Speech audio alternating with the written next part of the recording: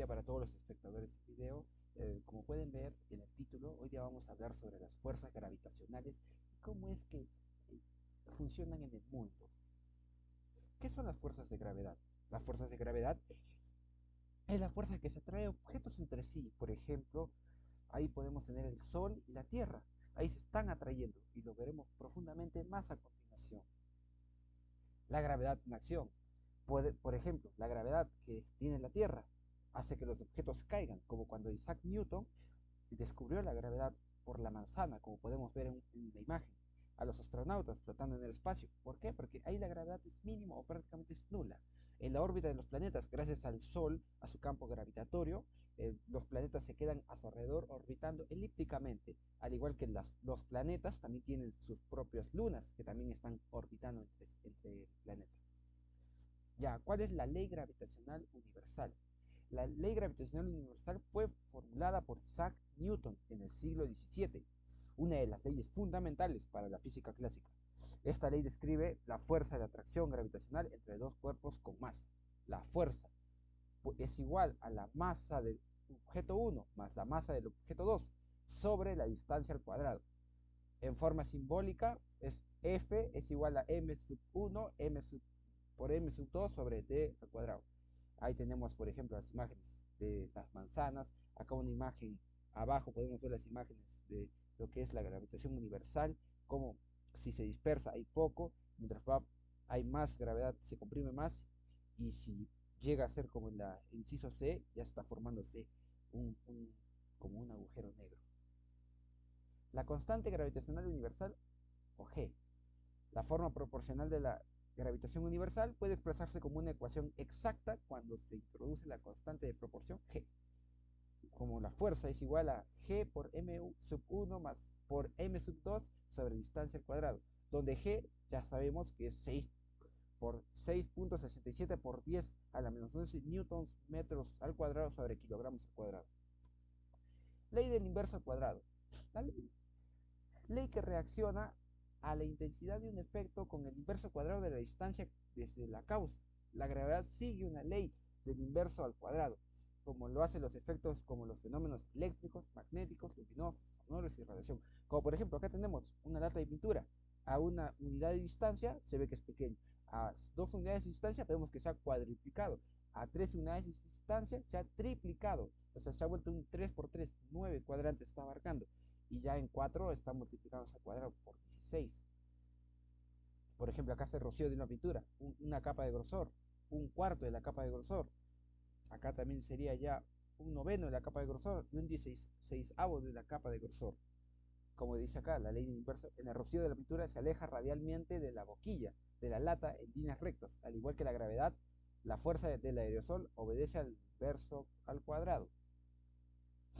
Peso e ingravidez. La ingravidez, estado en el que una persona no experimenta la fuerza de gravedad de manera perceptible, como cuando una persona está en el espacio. No siente la gravedad. O por ejemplo, como decía Albert Einstein, que algún día soñaba que él estuviera cayendo en un elevador, que estuviera cayendo prácticamente en caída libre. Porque si estuviera dentro, el elevador prácticamente estuviera generando como que no tuviera gravedad, porque el peso del elevador es mayor que el peso de la persona, y por ende la persona va a empezar un poco a levitar y va a sentir un poco de ingravidez. En cambio, en el peso es la fuerza del cuerpo que es atraída hacia el centro de la Tierra, debido a la gravedad. También puede ser de otro cuerpo, como es el Sol y la Tierra, se están atrayendo. Acá el peso es igual a la masa de la persona o del objeto de la partícula por la gravedad del objeto o cuerpo celestial. Por ejemplo, ahí tenemos el planeta Tierra, 9.81 por la masa de una persona que digamos que es de 10 kilogramos o de un objeto. Eso te va a dar a 98.1 kilogramos, que eso ya es el peso. Acá, por ejemplo, en la figura tenemos el peso normal. Cuando una persona está con el peso, el elevador todavía no se ha movido ni está cayendo nada, está en estado de reposo. El peso de la persona va a ser igual porque la gravedad no está sintiendo otra fuerza. En cambio, peso mayor que peso normal. Cuando el peso con una persona está en un ascensor y el ascensor se empieza a levantar, la persona siente como que algo lo jala hacia abajo, que es la gravedad, que está en contra de esa elevación. Menor peso que el normal es cuando el elevador está bajando, porque un elevador sube, sientes una presión hacia abajo.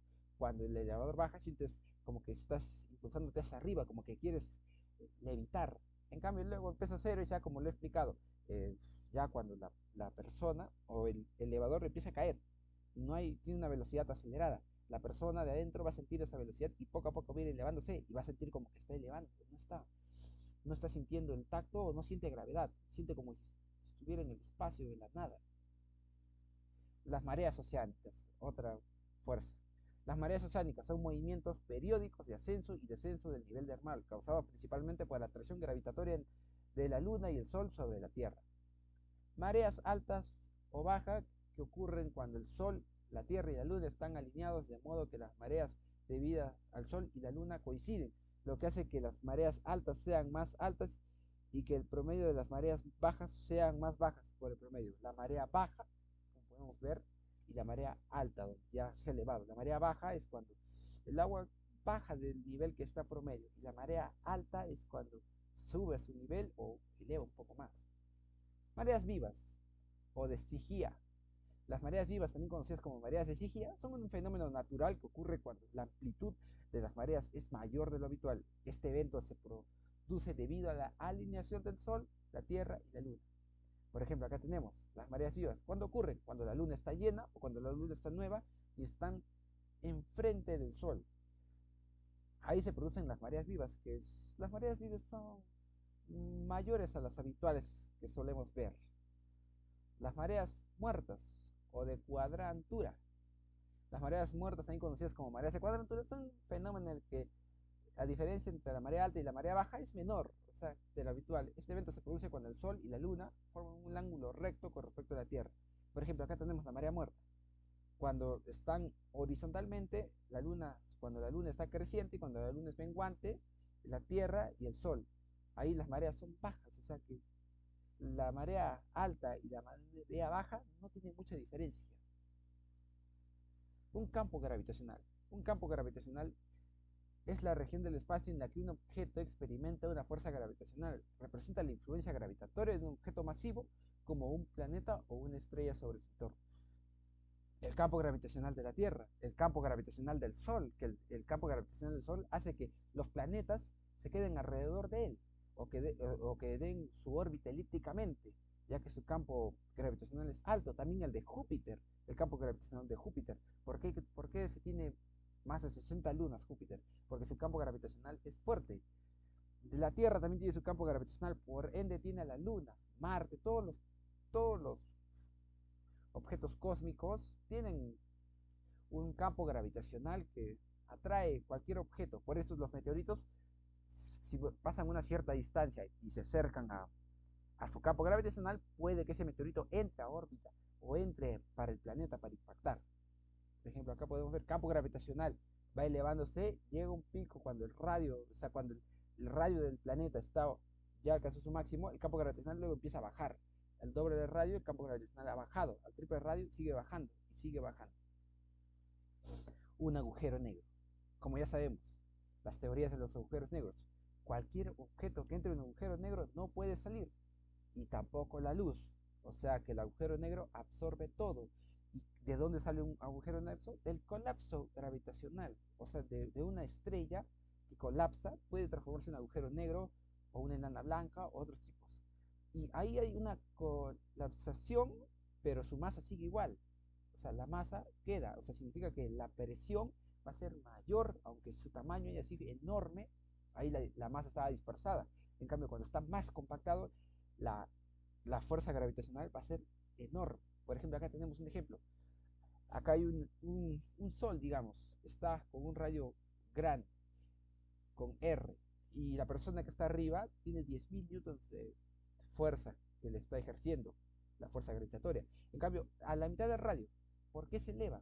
Se elevó a 40.000 newtons, porque, como les digo, los agujeros negros, aunque colapsen, su masa sigue siendo igual, y por ende va a quedar esa presión, o sea, la masa va a quedar súper compactada y va a generar una mayor fuerza. Y por ahí salen los agujeros negros. Los agujeros negros son una masa comprimida, que ni la luz puede escapar por esos agujeros negros. Y bueno, Esto es un pequeño introducción a lo que es un poco de lo que es la fuerzas gravitacionales.